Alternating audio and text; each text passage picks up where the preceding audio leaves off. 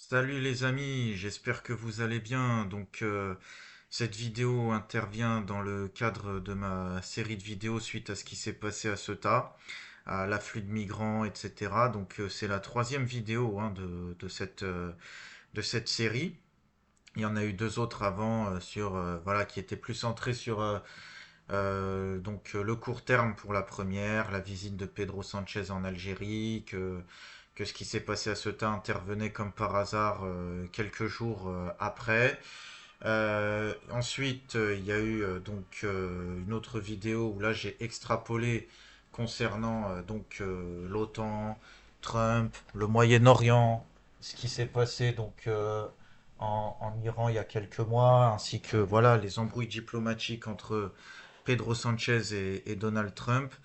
Donc là, on va plus se focaliser sur les enjeux énergétiques en Méditerranée et voilà comment la rivalité algéro-marocaine se joue aussi en matière énergétique. Parce que oui, ils sont déjà en rivalité par rapport à plein d'autres choses, notamment par rapport aux désaccords concernant le Sahara occidental, etc. Même si bon, c'est pas tout à fait le sujet de cette vidéo.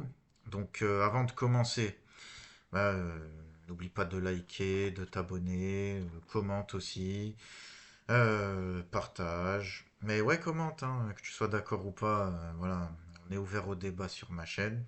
On commence.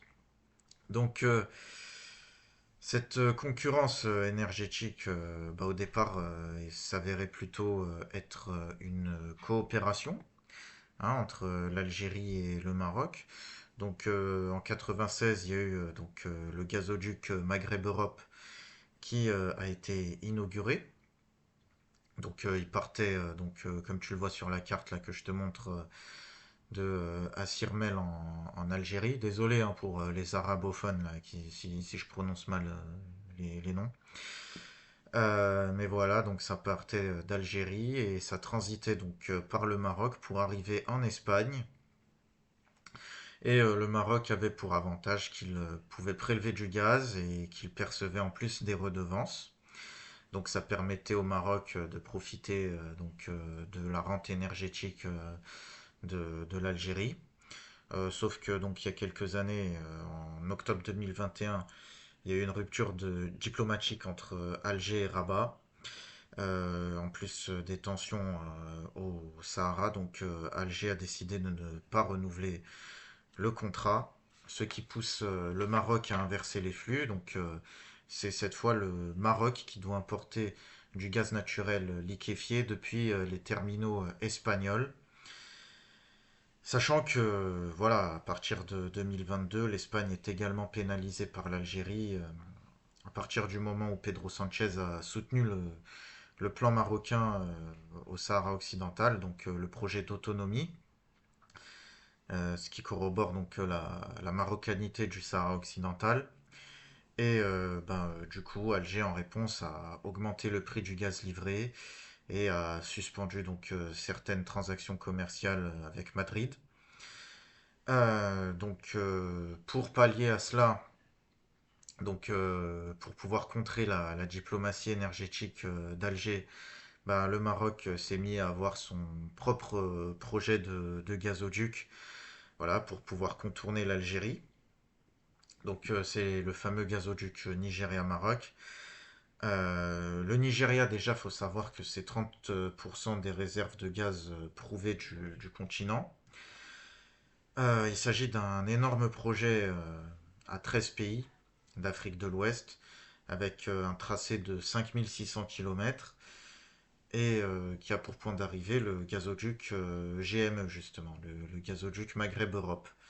Voilà, sachant que le tracé est surtout offshore, en dehors de la terre ferme, hein, c'est un gazoduc essentiellement marin, qui transite par la mer, et qui se nomme donc le Nigeria Morocco Pipeline. Voilà. Maintenant, il faut bien comprendre qu'on est vraiment à l'état de projet, que les infrastructures sont à construire et que ça nécessitera énormément d'argent. Voilà, pas sûr que les prêteurs soient spécialement d'accord bah, justement pour prêter de l'argent. Donc il y a un autre projet qui est bien avancé, c'est le gazoduc transsaharien, donc qui lui va partir du Nigeria, transiter uniquement par le Niger et ensuite par l'Algérie, donc qui met en coopération seulement trois pays différents, donc l'Algérie, le Niger et le Nigeria. Donc là, c'est quand même une distance un peu réduite par rapport au précédent projet. Donc là, c'est 4100 km et c'est terrestre. C'est terrestre à 100%. En tout cas, du Nigeria jusqu'en Algérie. Et donc voilà, ça arrive jusqu'au gazoduc donc Transmed et Medgaz, donc qui vont de l'Algérie à l'Europe et donc qui se nomme le Trans-Saharan Pipeline. Et donc voilà, comme je le disais, il y a Transmed et Medgaz, donc les infrastructures pour exporter en Europe sont déjà existantes.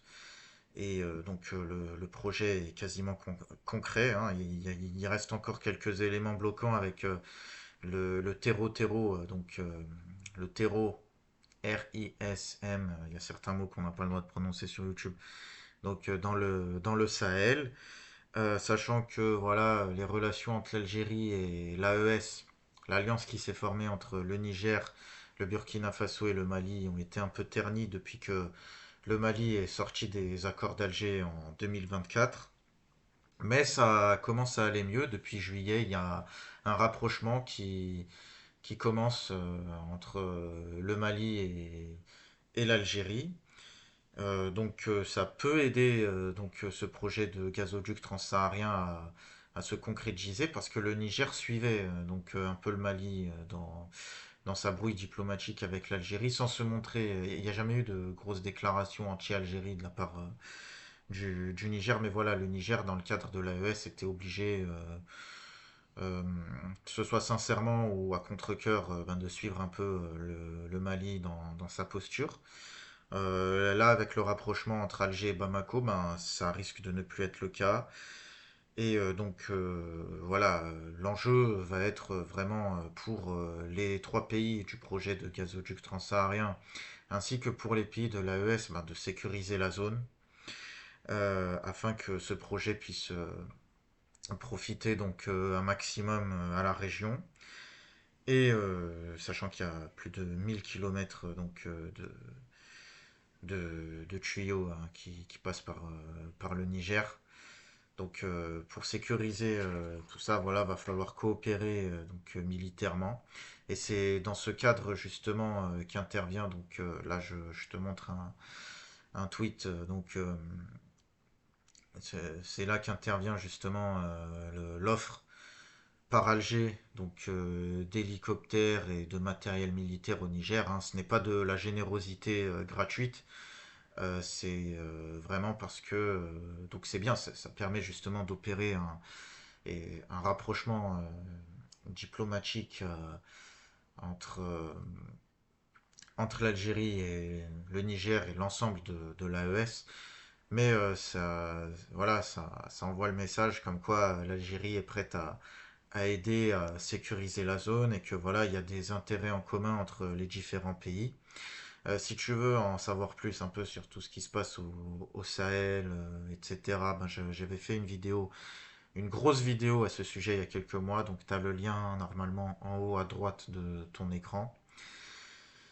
Donc voilà, donc l'Algérie en Méditerranée, ben, elle jouit d'une position quand même assez avantageuse, hein. J'ai parlé donc des gazoducs Transmed et Medgaz. Donc l'Algérie a des relations économiques privilégiées avec l'Italie. L'Italie qui essaye de mettre en place son plan Mattei pour faire de Rome le premier hub gazier de l'Europe du Sud. Et tout ça avec l'aide de l'Algérie qui devient son premier fournisseur de gaz via Transmed, sachant qu'il y a un projet de gazoduc visant à aller directement en Italie sans passer par la Tunisie. Donc, ce qui permettra d'accroître le volume envoyé donc à l'Italie.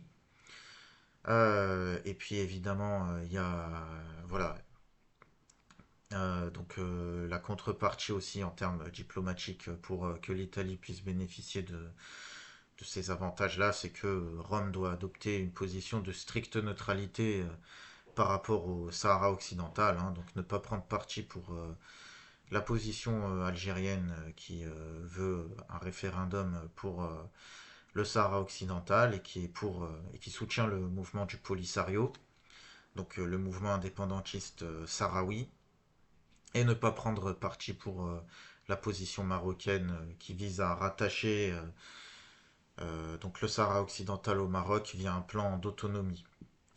Et ben, quant à l'Espagne, l'Espagne est en plein dilemme, il faut bien le comprendre, donc, parce qu'elle a besoin immédiatement de gaz pour son électricité, mais elle a également besoin du Maroc pour, bah, devine quoi, pour le contrôle migratoire et sécuritaire. Bon, avec ce qui s'est passé à Ceuta il y a quelques temps, ben ce n'est pas au beau fixe.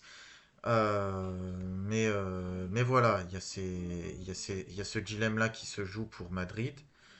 Donc, malgré qu'en 2022, l'Espagne a déclaré être favorable au plan marocain pour le Sahara occidental, Medgaz était toujours fonctionnel, hein, donc pour l'Espagne, avec les petites sanctions infligées par Alger que j'ai rappelé en début de vidéo, mais voilà, l'Espagne a toujours pu s'approvisionner à Alger, donc plus via le GME, le gazoduc Maghreb-Europe, mais via Medgaz, donc comme on le voit sur cette carte, voilà, Medgaz, ça va directement de l'Algérie à l'Espagne, en passant par la voie maritime, sans passer par le Maroc.